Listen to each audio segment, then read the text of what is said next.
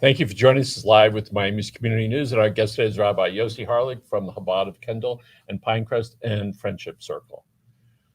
Thanksgiving's around the corner, and we all have lots to be thankful for. So let's talk about you and your family of families and what's going to be happening with and for Thanksgiving.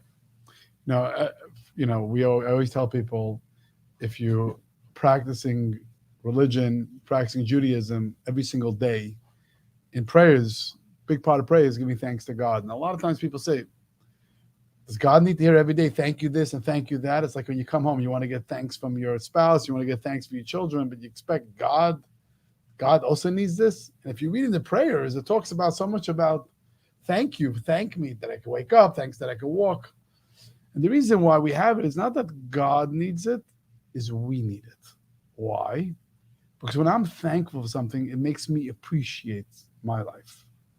And they've done studies, people that, they split groups, people that are struggling with something. And some you put on medication. The other group they put on exercise.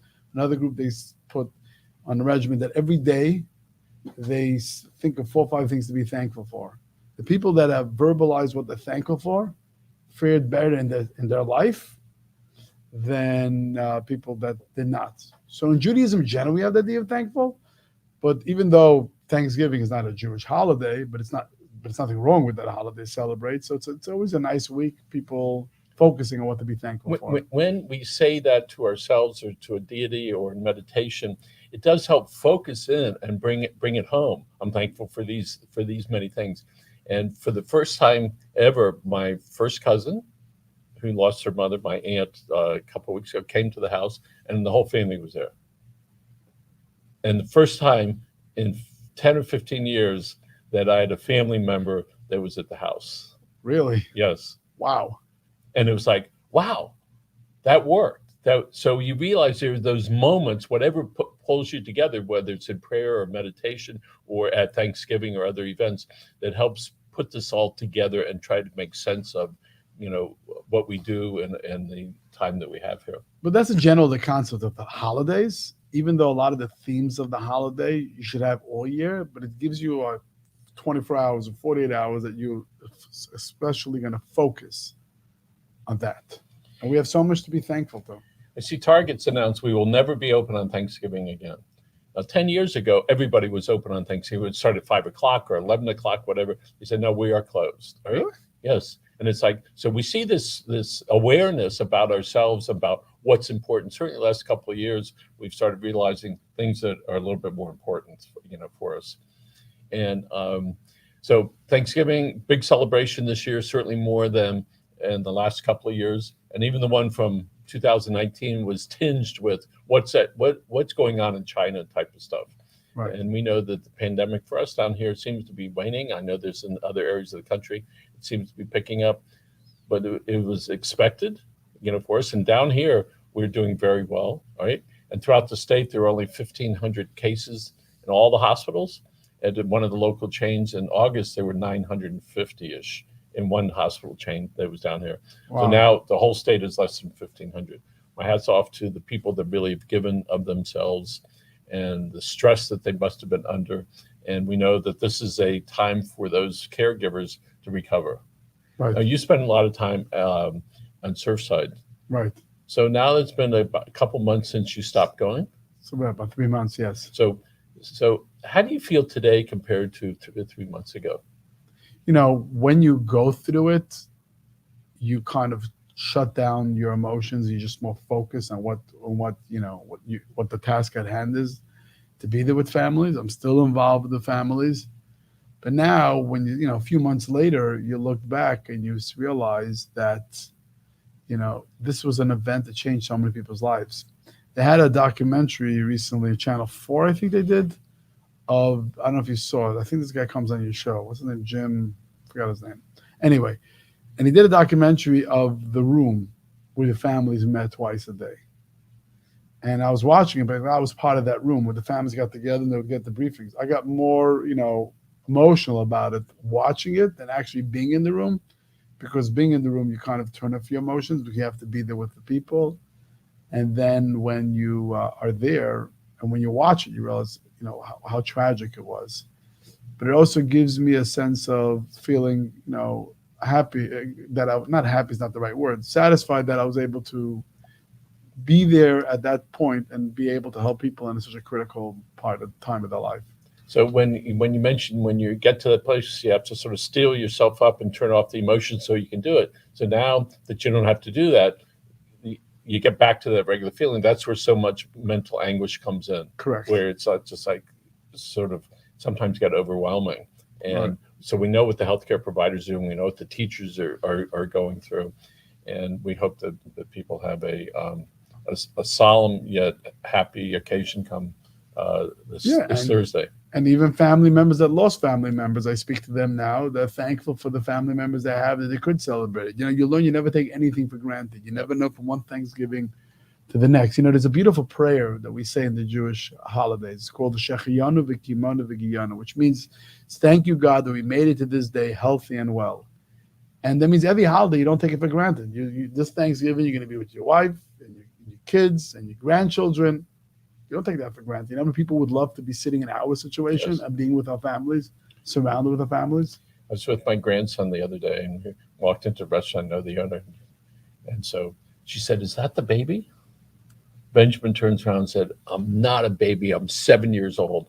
And it seems just like yesterday that he was born. So here it is many years later Oh, wow. and growing up so fast. Now we have Hanukkah coming up. When is that? Hanukkah starts Sunday night, which is also a beautiful Jewish holiday. Hanukkah, we celebrate the great miracle of the Syrian Greeks when they tried to, wipe out the Jewish people. This is a pretty common theme in Jewish holidays. And the main thing that they didn't really want to kill the Jews. They wanted the Jewish people to stop practicing Judaism. If you want to keep Shabbos because it's nice, it's fine. If you want to pray because it makes you feel good, it's good, but don't do it because God said so. They try to take God out of the religion. And so it's not only a message for Jewish people, it's a message for all, freedom of all religion, that we have the right and we live in a great country to live our life the way we want to and what we believe in and to serve God. And the main things that we celebrate Hanukkah is lighting the menorah, because even though the message is not only the great miracle that happened at Hanukkah, that they destroyed the oil and we had the great miracle, we found a little bit of oil to last, instead of one day, it lasted 8 days, but oil represents the light that symbolizes spirituality and light over darkness. When you have something very dark, and there's always dark things and tragic things, there's two ways to handle it. One way is to, go into hiding. Another way is to bring light and goodness to the world. And that's what the menorah symbolizes. So on a more somber moment, what is the light that is called, that's in synagogues, that's turned on the anniversary of somebody's death? What is that? Right. What is that called? So it says, I guess, Ner Hashem Nishmas Adam, that the soul of a man, the candle of God is the soul of man. Because so just like a flame goes up, continues to go up, the same thing, the soul is always wanting to go up.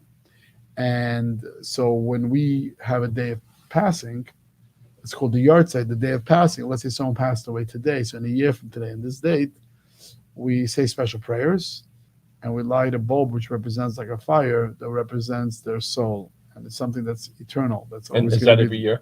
Every year. So my aunt, who recently passed away, had some things in her house, and her daughter gave to me one of those lights that I'm telling you, it's at least 60 years old. Oh, really? Maybe older. And it had monofilament in it. And I'll show it to you one day. It was like stunning, right?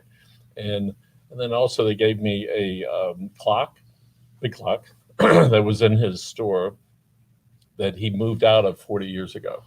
So the clock is at least 60 or 70 or 80 years. So it's certainly a time for remembrance as we get near these holidays, whether it's Hanukkah or Thanksgiving or Christmas. Yeah, from all Jewish holidays, Hanukkah is actually observed one of the most. Hanukkah. It's about bringing family together. It's about bringing light. It's about celebrating, being proud to be Jewish, celebrating Jewish identity, celebrating being together with the family. So we're going from Thanksgiving straight into Hanukkah. Perfect. Yeah. Lots of holidays. I found that out after after my wife became more observant. Right. And let's talk about the Friendship Circle. And for at least 10 years, you've been working on building a facility. Correct. Or planning a facility where the young people of Miami-Dade County and part of Broward can receive some assistance. Tell us about Fellowship House and about what the plans are for the building. So this is very exciting. We've been at it at a long time, as you say, with the deal with zoning and all the other fun things, permitting and all that. But now we're at the end. And Sunday, December 5th, we're going to have a groundbreaking. We're located at 87th Avenue and 112th Street, in the corner of Galloway and Killian. We own 2.5 acres there.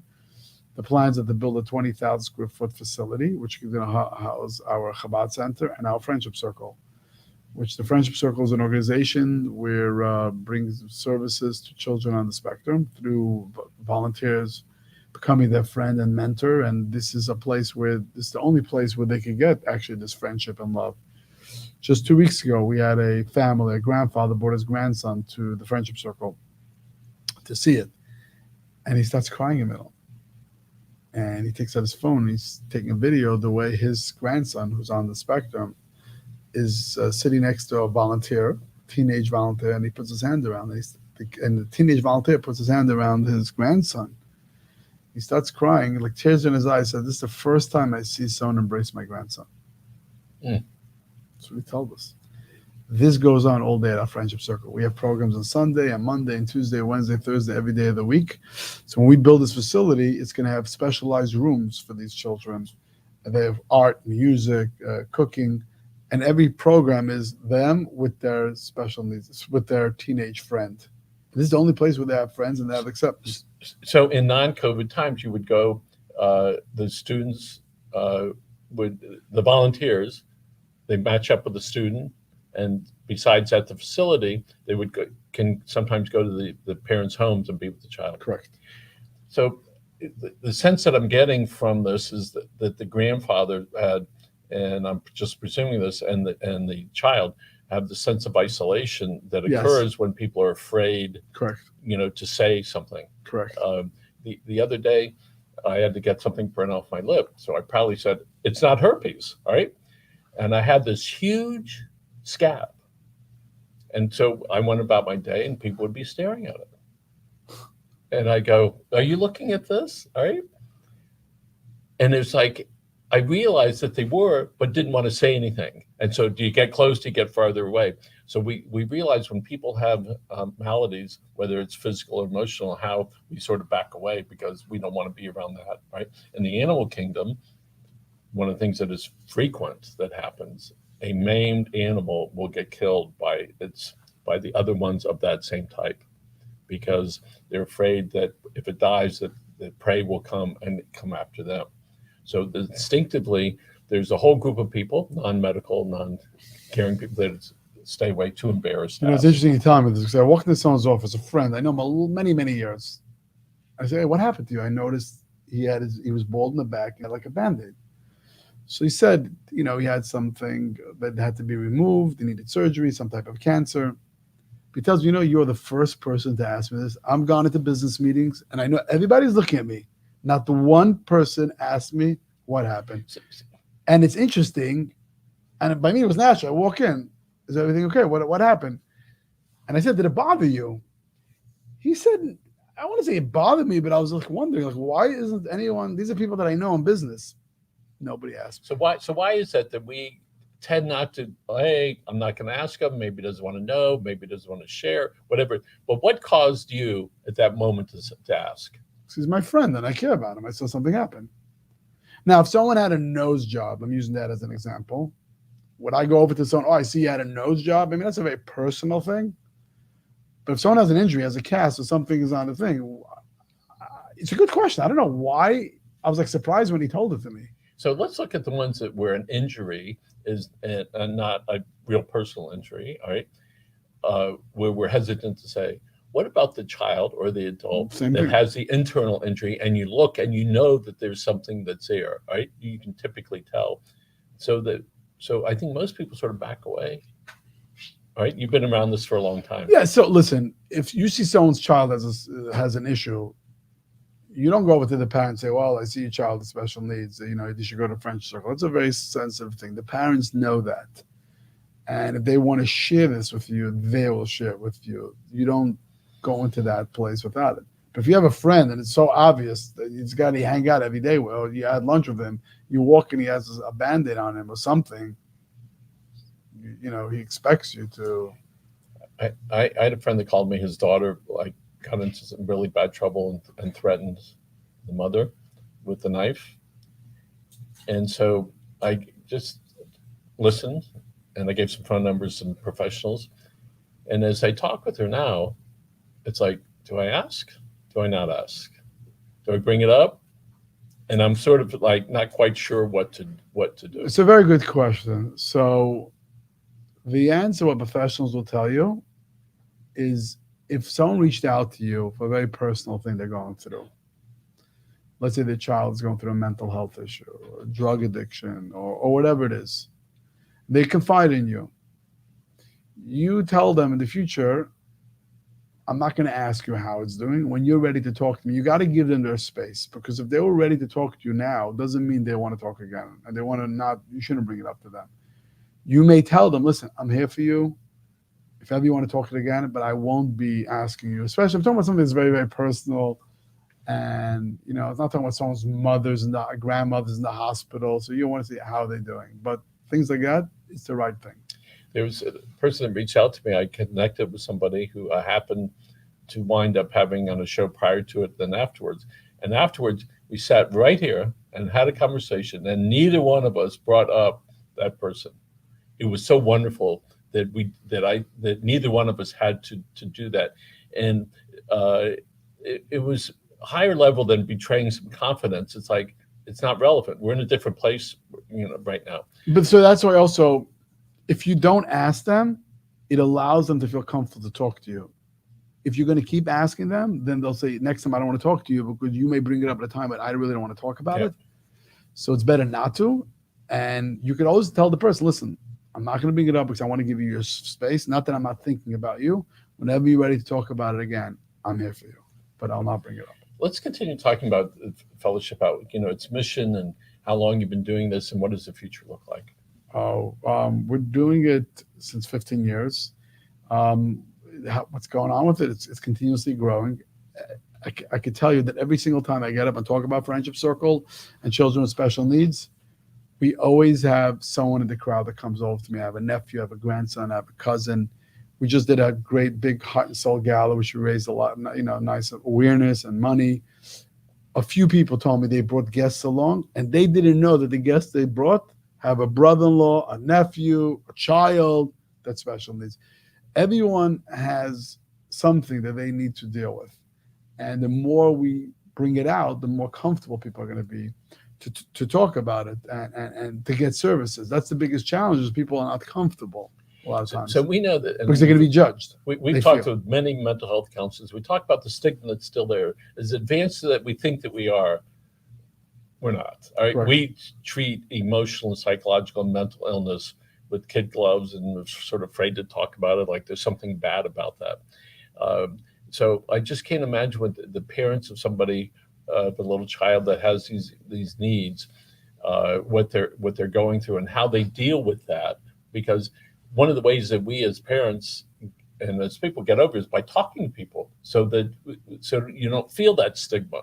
So what services will Fellowship House, Friendship Circle, all right, offered to parents? So we're very excited. We just started something new. This has been something that's really, really been something I really want to do. It's called the Lifeline. We saw, it was 2 years ago, this boy Alejandro, his mother drowned him in a lake in Kendall. You remember the story. And you speak to most parents with special needs, they're not angry at this mother at all. They said they know she was a very caring mother, dedicated mother, and just went off the deep end. One of the biggest challenges when you have a child with special needs, or any child with any family member with mental health, most people don't know what to do. So what happens? You have a challenge with a child. So then you go to professionals. You go to professionals and they say, well, your child's autistic, your child is Down syndrome, or he has anxiety, OCD. Okay, you heard it. What do we do? And then they give you a whole bunch of brochures and call this person and call that person. And people sit down in the car and they start crying and they're overwhelmed. They take those brochures, they put it on the table, they don't know what to do. And I speak to everyone, wealthy people, successful people, everyone's overwhelmed. So what I said is what I do at Chabad. If someone calls me up and says their loved one is in the hospital, I'll try to connect them to a doctor. I'll try to help them, whatever it may be. At Surfside, when the family was notified, I was there. So family advocates will give them different brochures. This is the number to call here, and this is the number to call there. They're overwhelmed. What did I do? I got on the phone with them. We called the ME's office. We called the funeral home. You got to hold people's hands through it. So we're doing the same thing with special needs. We just hired the one who's going to run this department. We do an intake. When you find that your child has special needs, we sit down with you, we find out what your needs are. And we don't just tell you need to get insurance, you need to find an ABA therapist, you need to find an OT. We actually hold your hand and walk you through this process. We realize this is the greatest challenge for families and brings the most stress to the marriages, financial, is that they're walking there alone. It's extremely overwhelming. So we started now the Lifeline Project, which will be a game changer for people in the community. We just started it, hired the person. They're being trained by JAFCO, and we're there for them. That's what we started. Sometimes I'll try to reach an internet company, and I'm trying to push all the magic buttons and fill out the forms for the first time, if you will. And the frustration level is just enormous. And then you want to hang up or throw the phone. So when families are under that kind of stress, which is something new, and dealing with that, I'm glad that you're able to offer that. We'll hold your hand and we're going to get you to the other side of this. Correct. And so there must have been a big need for that. Yeah, tremendous. This is one of the biggest needs. Now, besides the kids, also the friendship circle part where the kids want to have their friends and go somewhere that they can be accepted, not to feel different. The kid makes weird sounds or walks in circles. They don't feel like everybody's looking at them. We love them. We cherish them. This idea comes from the Lubavitcher Rebbe, where every person has a soul, and every soul is special. So one of the things that happens as democracy flourishes and people are able to see and watch videos in massive numbers, the more awareness that people have about people that are on the spectrum or drug abuse or whatever it happens to be, the easier it is for us to not just tolerate it, but to embrace this is part of society. And these people need attention and they deserve your respect. And we need to help them do that. So my hat's off to you and to your lovely wife, who I know is the brains behind the operation. All right. And can we talk about your children for a minute? Of course. How many do you have now? I have 9 kids. All right. And the Still eldest? 9 kids. 9. Okay. Still 9. Okay. Yes. The eldest is, where is he? Mendel is leaving Cleveland. He's moving to Miami. Well, like everybody else wants to live in Florida, and he was hired, got a new job here. He was working, he liked his job in Cleveland, but he didn't want to stay in Cleveland. Not that exciting. I don't know if anyone was watching from Cleveland, but Miami is the place love to Cleveland. We love Cleveland, right? We got stations in Cleveland we're on, right? Yes. Right. So he's moving to Miami. My daughter Beanie is lives in Bay Harbor, and she's doing very well. Has a baby, another baby on the way. Did they get an opportunity to talk with her here? Yeah. Yes. Interviewing her. She's a life coach. So when she was younger, you might have said precocious, but now she's how old? 20 or 22 or something? Older, 25. It's like, look at them. Why are they so advanced? And I realize it's because of your wife. Yes. So anyway, congratulations to you on a terrific family. You got a lot of kids from Yes. here all the way up. Tell us about the beginning of Friendship Circle, how that happened to occur for you. Very different than people would believe. I mean, people think Friendship Circle is knew about special needs. I was very caring and feeling bad for the special needs community. Nechama and I didn't know anything about special needs community. So this is in 2003, 2004 maybe. We heard of a program that my friend started in Michigan, Rabbi Levi and Basi Shem Tov, where they team up How did he start Friendship Circle? There was a teenager that was getting into trouble, and if he wasn't getting into trouble, he was sitting in bed and just playing video games. And he knew another family that had a child with special needs was sitting alone, and no one was playing with him. So he said, why don't I ask this one that's sitting home playing video games all day or getting into trouble, go to the home with the child with special needs, let them become friends. And when it happened, it was like some magic he saw. I said, let's start this program. And he started this program. They're the ones who started this program. Now there's over 100 chapters all over. So when Nechama and I heard about it, we said, wow, how do we get Jewish teenagers, engage Jewish teenagers to be involved in something positive? We said, it's a good way to start a teen group. I didn't know anything about special needs. And teenagers here always need community service. We'll give them an excuse to do community service, and we can get Jewish teenagers involved. We knew one or two special needs children by looking around a little bit, and that's how it started. It started just with a handful of kids, maybe 6 kids, 7 kids, 7 teenagers. But once we started learning about the special needs world, just like everybody else. And we realized, oh my God, this is a world that's really, neglected, a world that people are uncomfortable talking about, a world that people are very isolated. And then we saw what it's doing to the teenagers, that it's opening up their world to special needs. They're becoming advocates for special needs. So eventually what happened was that it was only Jewish teenagers and Jewish kids that we're servicing. And the teenagers were from the local high schools. Yes. What happened was we kind of maxed out with the Jewish kids that we're servicing. So we said, let's open up the whole community. And now it's open to everyone, this program. It's an extraordinary service that you provide. And I wasn't there at the beginning, but when it started flourishing, I became more familiar with Correct. that. So it's really a heartfelt organization. I want to share with you. So there are three stories that happened. One of a kid slipped out of his home, walking down the street all alone at night. Cars pass by, nobody stops. Finally, one car stops. Teenagers and then notices a 7-year-old child, stops, hugs him, embraces him, notices the kid has special needs, calls police. Story has a happy ending. The grandmother comes running down. Oh my God, he slipped out of the house, and returned the kid to the home. Another kid in Kendall playing in his backyard. Next thing you know, the siblings are looking for him. They can't find him. Bottom line, he jumped the fence.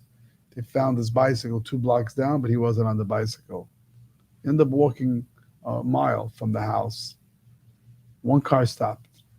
Happened to be a teacher that teaches children with special needs. They called the police to return them to the house.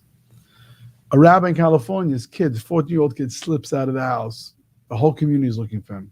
All the rabbis, the whole community is looking for him. They find him miles away. He had a scooter, not a scooter, thing like a kind of a scooter. And he was about to go on a boat and go into the lake. Who stopped him? Someone that works with volunteers with special needs. All 3 stories have happy endings. But all 3 stories, who are the people that stopped to help them? Or people that work with that community? So what does that tell you? That there's a certain perceptions, a certain sensitivity that they have when they see that. All right. They pick up the kid right away. Yes. Do you notice homeless people? Yes or no? But if you have someone in your family that's homeless, you'll notice every homeless person. Well, people, we use the term on the spectrum. There are a lot of people, and they're children today, they're adults tomorrow. Correct. And our focus here typically is on younger people, but certainly there's a need on the other. We have for adults. We have a big program for adults too. And you're so right. That's what the state is getting behind it. The county, we've gotten a grant from the county, from the state, the mayor, everyone. They're realizing you got to take care of it now. Certainly, this administration of the county is a little bit more sensitive to social issues, all right, Yes. than prior ones. Nothing degrading about the other one. She just has a higher awareness of it and the need to address that. And we're very happy to see you again. Happy Thanksgiving, happy Hanukkah. And folks, again, Rabbi Yossi Harlig has joined us today with the Chabad of Kendall and Pinecrest and the Friendship Circle. And I'm so thankful for you and Grant do on a daily basis, really trying to better people's lives through this microphone. And people listening all the time, people tell me, we hear what everyone's saying, and it helps them. And even if it helps one person, this whole show is worth it. So thank you and thankful. And we all got to be thankful for everything we have. Amen. And happy Thanksgiving, Andres. Thank you, folks. Again, thank you for joining.